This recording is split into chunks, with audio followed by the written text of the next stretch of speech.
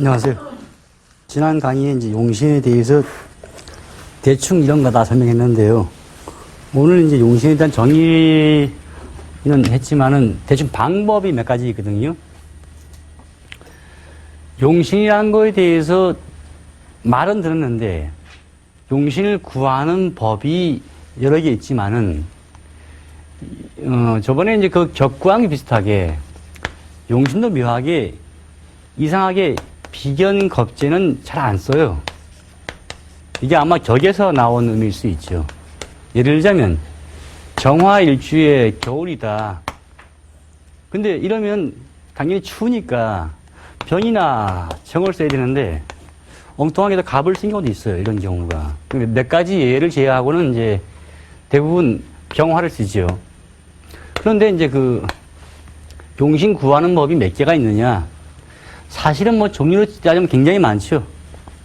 지난 강의에 간단히 설명했지만은 이제 억부용신이 있어요. 이게 억부법인데 여기서는 약하면 도와주고 강하면 누르랬단 말이죠. 그럼 약하면 도와주고라는 개념에서 주로 쓰일 때는 편인과 정인이 많이 쓰이겠죠. 그 다음에 요 방법은요. 제1차는 뺄 수 있으면 빼는 게 있으면 일단 빼자. 설계하는 것 같기도 하고. 두 번째는 누르는 거죠. 누르면 주로 편관과 정관이 오게 돼요.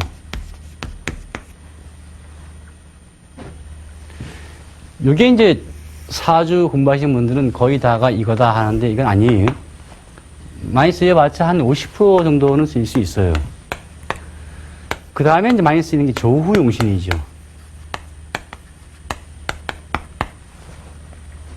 이거를 또 잘못 이해하시고 조후용신표를 보고 용신은 이거다 저거다 하는 분들도 있어요.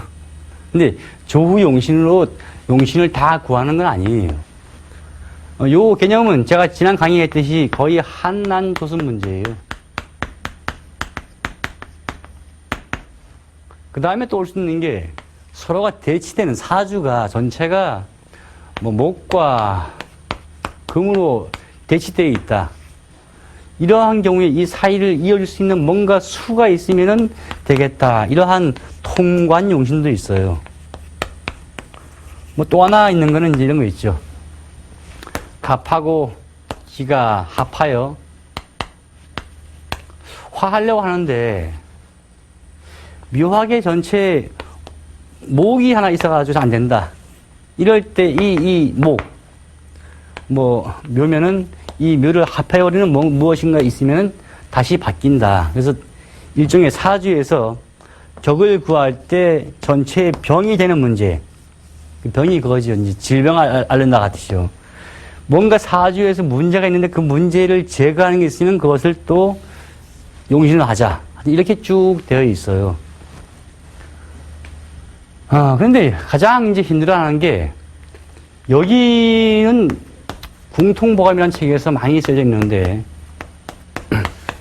일본서는 이 책을 가지고 상세히 또 해버린 거예요. 너무 상세하다 보니까 그게 이제 그 맞는 확률이 많지는 않죠. 하지만 이것이 이제 거의 요때 나오게 되고 억부용신은 거의 이제 그 자평시대에 이미 나오지요. 우리가 맨날 공부하는 게 일간이 강하냐 약하냐 이 개념이 거의 다가 여기서 많이 나오게 돼요. 저 사람은 대가 세다 약하다 아니면 뭐 고집이 세다 약하다 거의 다 여기서 오게 된 이유인데 이것만 보다 보니까 이거를 거의 안 보게 되는 거죠. 요거와 요 사이에 접천수가 있는데 이 책에서는 거의 다가 이제 여기 된 실증 참고로 이것도 좀 넣어보기도 하고 이렇게 되죠. 근데 우리가 공부하면서 여기에 대해서는 참 이제 그 무시하고 넘어간 게 굉장히 많아요. 어떻게 그러냐? 사실은 이게 보면요. 여름하고 겨울은 이게 참 중요해요. 조후가. 태생이 사오미라든가 해, 자, 축월 태어나면 당연히 조후의 영향을 많이 받게 돼요. 그래서 태어난 달이 이때다 하면요, 일단은 한번 검토해 봐야 돼요. 그 다음에 인하고 묘하고 진, 그 다음에 신유술, 이러한 달에 태어나면은 억부를 좀 따지죠. 근데 이거 달 구분 없이 그냥 보다 보니까 사람들이 이것이 강하냐 약하냐 요것만 따진 거죠. 어떤 달에는 조우를 좀 중시해야 되고 어떤 달에는 억부를 중시해야 된다. 이 어떤 기준점이 없었던 게 계속이요. 없이 계속 하다 보니까 그냥 사주 탁 적어 놓으면 이 용신이 왜 이걸까? 상당히 혼란스러워지는 거죠. 그래서 이제 그 용신을 구하는 방법이 여러 가지가 있는데 한번 이제 검토해 봐야 돼요.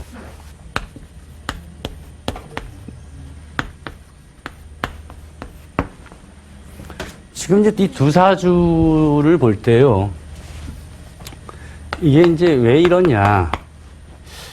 이 책에서는 이 사주에 대해서 이거를 억부에 대한 걸로 하나 나와 있고 또 이거 하나는 조후라고 나와 있어요.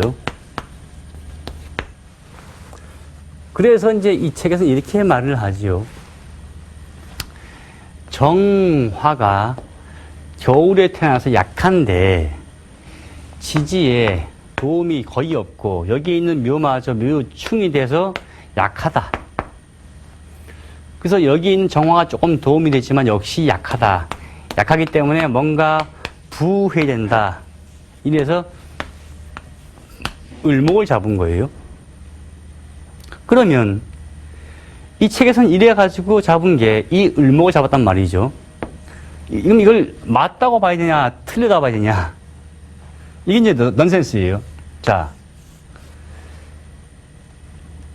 이걸 약해서 을목을 잡았는데 이 을목이 맞다면은 운이 정확히 다 맞아야 돼요. 그런데 여기에 대해서 다른 분들도 이렇게 말을 하죠. 이렇게 돼 있을 때 이 태생이 추워서 보니까 없으니까 그나마 정화가 맞겠다라고 하는 사람도 있단 말이죠. 그러면 운세 풀이에서 어떻게 되느냐? 자, 일본식의 방법은 을목을 잡았으니까 당연히 임하고 개, 수기운이 오면 좋고 갑도 좋고 이렇게 말하는 얘기죠. 그런데 반대로 약해서 잡았다. 이거 안 쓰고 을도 괜찮고 갑도 좋고 병정은 당연히 얘를 도와주면 좋다. 이러한 말 나오는 거거든요. 이래서 용신은 두 개다라는 게 시중에 난무하는 거지요. 왜냐? 결론이 이리에 복원 저리에 복원 목화가 좋은 거거든요. 목운도 괜찮고 화도 좋을 거다. 똑같이 보니까 이러니까 이 사주는 용신이 두 개다. 자, 목이 중요하죠. 화도 중요하죠. 이렇게 공부하게 되는 거죠. 이게 이제 문제라는 얘기죠. 그래서 어떤 사람들 만나면 그래요. 용신이 이건 몇 개입니까? 내가 이게 무슨 뜻인지 모르는 거지, 굉장히. 책에서는, 여기 이제 이분 책에서는 이건 이제 대만 책인데, 이걸로 잡았다고 할지라도 제가 볼 때는 역시 이 사주는 너무 억부법에 맞춘 방법이에요. 실지는 상당히 추울 때예요. 추우면 역시 좀 더워야 된다고요. 그런데 이 억부에 대해 설명하기 위해서 이 사주를 적어놓고 이래서 을목이 용신이다 한 케이스죠. 저라면 반대로 이걸 정화라 봐요.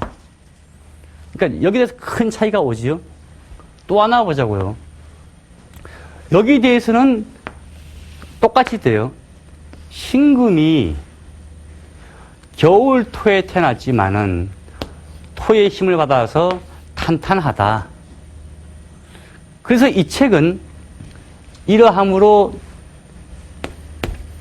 겨울에 지지가 상당히 습해서 습하고 춥다. 덮일 오중에 병화가 필요하다라고 되어 있죠. 근데 여기에 대해서는 저도 동감이죠. 근데 여기서는 다시 이제 말싸움이 되는 거예요. 당신은 억부로 봤지만 나는 아닐 수도 있다 보는 거거든요. 그런데 실치는 이 답이 이렇게 돼요.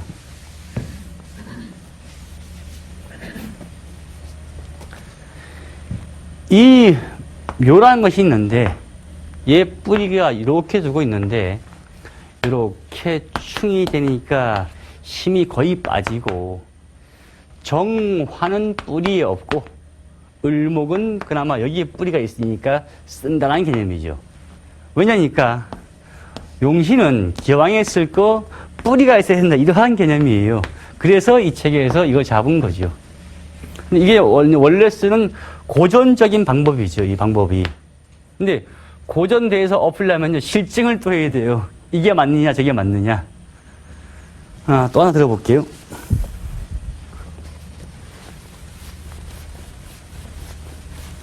자, 이런 사주는 거의 답이 동일시돼요. 경금일간의 겨울태생은 거의 다가 병과 정을 필요로 하거든요. 요건 경금의 특성이에요. 그러니까 경금의 겨울태생은 관살 혼잡이 꼭 필요하다는 얘기죠. 그런데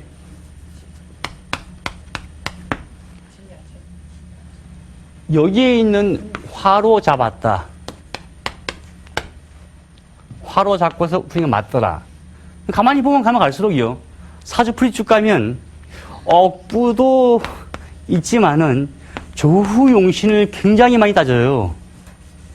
그러니까 보는 게 너무 춥다 덥히자 이거거든요. 이게 일간의 특성에 따라 달라져요, 이제. 예를 들자면 간목인 경우와 을목인 경우 병, 정 다 있죠. 여기 각각마다 용신을 쓰인 법을 달리 쓰는 거죠. 볼까요? 경금인 경우에는 경금의 겨울태생은 당장 쓸 수 있는 게 병과 정이 필요하단 말이에요. 이렇게. 아까 정이 나왔을 때는 겨울태생에는 불구하고 과거에는 분명히 저기서 을목 잡았단 말이죠. 이게 뭐냐니까 각 감별로 잡는 용신의 관계가 참 특이해요. 이거 정리하는 게 실제는 십감론 이론이죠. 그래서 이제 이 공부를 하려면 이게 이제 공통모감인데 이거부터 공부하시려면 다시 또 몇 달 쫙 걸려요. 그러면 최대한 빨리 한 방법이 무엇이냐? 데이터 정리하면 되는 거죠. 간목은 수를 필요로 하고 동시에 땅에 기댈 토가 필요한다. 동시에 화도 필요하다.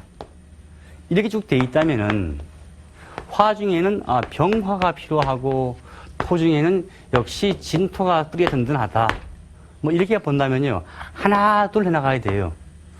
간목의 기토보다 이상이 무토를 좋아하고 이런 구조들이 뭐냐니까 사실은 용신을 잡는 방법인데 각각의 간의 쓰임법이에요. 간목일간이 이 특성이 있으면 얘가 봄에 태어났으면은 얼마나 탄탄하겠냐. 그러면 탄탄한 나무를 금으로 쪼개느냐 아니면 기운을 빼느냐 이러한 문제죠. 그러니까 각각 10간의 특성별로 용신법이 용신을 잡을 때, 용신을 구할 때의 판독이 달라진다는 얘기죠. 근데 역시 가장 중요한 거는 이 계절 문제예요. 사실은 아까 그 정일간의 해월요, 그거를 을목으로 잡든 아니면 정화로 잡든 운풀이는 거의 같을 거예요. 자, 추워서 이게 필요하다 하는 것도 역시 목화가 필요할 것이고, 약해서 목화가 필요하다면 마찬가지예요. 어떤 경우에는 억부용신과 조후용신이 답이 목적은 다른데 답은 같이 나는 경우가 굉장히 많게 돼요. 이러한 차이점이 많기 때문에 혼란스러운 거죠. 공부하다가 여기서는 억부로 봤는데 뒤에 또 나와요. 이게 조후네 하고. 그러면 뭐가 정답이냐? 실증이 다 돼야 돼요. 실증하지 않고는 진짜 사실상 학문이 발전이 안 돼요. 하여간 이제 이러한 이 월지의 중요성은 아주 심각하다는 얘기죠. 두 번째 볼게. 여기는 거의 보지 말고요. 예를 봤으면 역시 얘가 참 중요하지요. 사주에선 한난 조습과 강약을 따질 때 위에보다는 아래를 보세요. 아래 안 보고 자꾸 위를 보다 보면요, 그냥 많은 것만 보여요. 한 예를 들어줄게요. 대충 공부를 하면요, 이렇게 임수 있고 여기 수 있고 수가 강하네, 뭐 이렇게 나올 수 있지요. 그런데 다시 보면 수가 엄청 강해요. 자진이 합수되기 때문에 수는 엄청 더 강해야지요. 수기운이 아주 강하고 금기운은 어떻냐? 옆에 있는 을마저 을경 합금이 돼버려요. 또 여기 있는 금도 있고, 그러면 이게 뿌리가 금도 아주 강하게 된 거죠. 얘도 강하고 얘도 강하다. 그럼 얘는 강해봤자 이렇게 기운을 빼는데 약해지지 않을까? 근데 적당하거든요. 적당하니까 더 피자는 개념이죠. 그래서 여름과 겨울 태생은요, 잡을 때 이렇게 잡으세요. 일간이 적당히 뿌리만 있으면은 조후가 중요하다 보시면 거의 맞아요. 한번 실증을 해보면 돼요. 집에 가셔서 아는 분들 사주 다 적어가지고요, 물어보세요. 야, 음력으로 12월, 11월, 10월 태생 다 와봐. 그 다음에 6월, 7월, 8월 다 와봐. 봐보자. 쭉 받아보면 이게 묘하게 이 흐름대로 보면 상당수가 맞아요. 아닌 경우 어디 있느냐? 검토할 때 종격하고 합격은 꼭 검토하세요. 다 풀어놓고, 야, 이건 일간이 너무 약하다. 약해서 얘는 부해야 돼. 그래서 뭔가 도움을 줄 걸 잡았어요. 운 풀이면 완전 반대가 되죠. 하나 예를 들어 볼게요. 자, 요거는 이제는 아까 얘기 들었으면 금방 나올 거예요. 요 일간이 여름에 태어났지요. 근데 얘의 뿌리는 그나마 여기에 있는데 이게 언제든지 도망갈 수 있어요. 뭔지 모르지만 술이 오면요, 화가 될 수 있죠. 그런데 얘한테 여기는 이만큼은 도움은 돼요. 이렇게. 그 다음에 여기 속에 을목도 있죠. 그래서 간목이 비록 약하지만 약간의 뿌리는 있어요. 이러면 종하진 않겠죠. 근데 이렇게 약함에도 불구하고 용신을 잡을 때 무엇을 잡았느냐? 수를 잡았죠. 그래서 임수를 잡고 금은 얘를 도와준다, 이렇게 본 거란 말이죠. 그런데 반대로 보자고요. 이 사주에 이게 아니었다, 이게 아니고 뭔가 오가 있었다, 이래 되면은 이건 종하잖아, 그죠? 여기 없는 경우에 종하게 되면 어떻게 되냐니까 용신의 반대로 화가 돼버려요. 그러면 운이 임수일 때하고 병화일 때하고 완전 반대가 되는 거죠. 자, 그러면 정리를 하면 이렇게 돼요. 너무 약하면 종하지요. 또 너무 강해도 종이에요. 요 사이 얘기란 말이죠. 요 사이에서 약간 강하면 누르면 되고요, 약간 약하면 부하면 돼요. 나머지 이 가운데 얘기죠. 이 가운데 가지고 논쟁이 참 많은 거예요. 조후도 종격이 되고 합격이 되면 조후 얘기할 겨를이 없어요.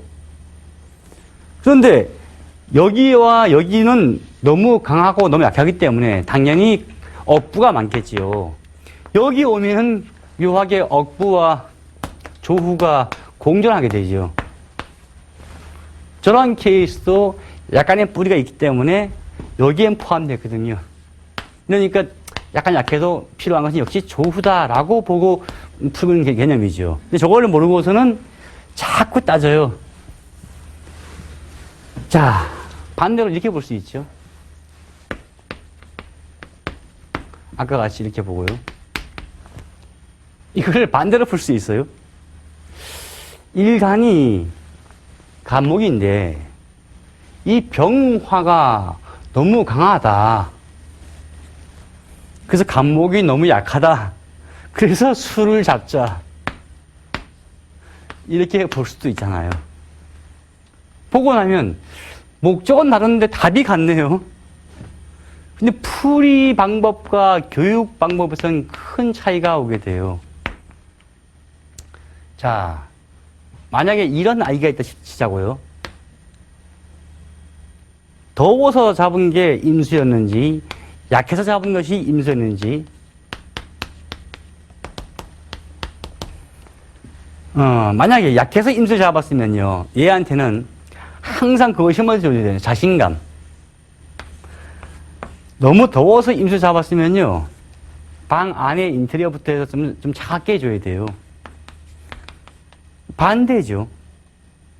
그러면 설친의 애를 너 가만히 좀 있어 이렇게 되는데 이건지 개념에 따라서 큰 차이가 오게 되죠. 근데 이걸 모르고 실제는 용신만 잡아놓고 나는 용신만 알면 돼 하면 안 돼요. 아무리 컴퓨터로 51만 8,400까지 다 잡을 수 있어요. 다 되지만 잡아놓고 이 목적을 몰라가지고는 다 풀이가 저 딴 데가 있어요. 그래서 이제 자꾸 여기서 혼란스러워 하는 거죠. 사실은 이제 이 데이터 정리는요, 한번 누군가 하든가 한 번은 다 끝내야 돼요. 그래서 이제 공부하시는 분들이, 야, 이 사주 보고 용신이 무엇인가, 이러지 않게 해줘야 돼요. 사주 풀이를요, 이 사주는 이러이러함으로 이러이해서 용신이 무엇이다. 이러한 정답이 일단 있고 봐야 돼요. 처음 공부하신 분들이 저거 자꾸 하기 힘드니까요. 답이 있으면 그 다음 이 답을 가지고 어떻게 얘한테 공부시키고 어떻게 할 것인가 답이 어떤 응용이 나오겠죠. 근데 응용이 나오기 전에 답만 구하면 다 끝난 거예요. 이렇게 된 거거든요. 근데 사람은 꼭 실수를 하게 돼요. 답이 나와봤자 실제 쓰이면은 그렇지 않은 경우가 참 많아요. 그 사주를 이제 누가 그래요. 자기는 다 된다. 용신만 정확히 잡으면 다 된다. 용신 다 맞고도요, 실제 가보면은 그렇지 않은 경우가 인생사가 틀린 게 참 많아요.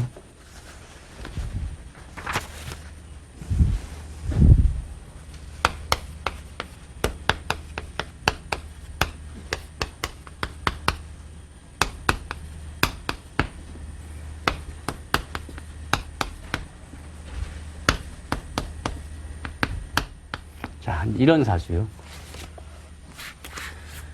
이거를 가만히 보면 이 을목이 가을에 태어나서 약하지요. 자, 일간이 목인데 가을인 금에 태어났으면 얘 공격을 받아서 약해요. 그래서 하여튼 약하다. 지지를 가만히 보니까 이렇게 유가 3개나 있어요. 요거 하나의 힘은 얘 2개보다 강하거든요. 동시에 요거 하나의 힘은 위에 있는 것 1개보다 더 강해요. 그러니까 하나가 거의 2개를 커버한다 보면 되죠. 자, 이 3개가 있으니까 금이 얼마나 강하겠어요. 안 보이지만. 언뜻 보면 사람들이, 야, 위에 여기도 목이고 수생 목이고 야, 강하다 이렇게 말하거든요. 전혀 아니고 얘 약한 사주예요. 그냥 오행만으로 볼 때는, 아주 쉽게 볼 때는 목이 하나, 둘, 셋, 4개나 되는데 얘는 당연히 강하다 이렇게 보겠죠. 전혀 아니고 이건 아주 약한 사주예요. 그런데 그나마 여기에 이게 있어가지고 얘하고 얘만 볼 때는 이렇게 보면 아주 약한데 얘 때문에 그나마 조금은 힘이 생긴 거예요. 그렇지만 역시 금기운이 아주 강하고 목기운은 굴복을 당한 상황이죠. 이때 묘하게 여기 수가 있거든요.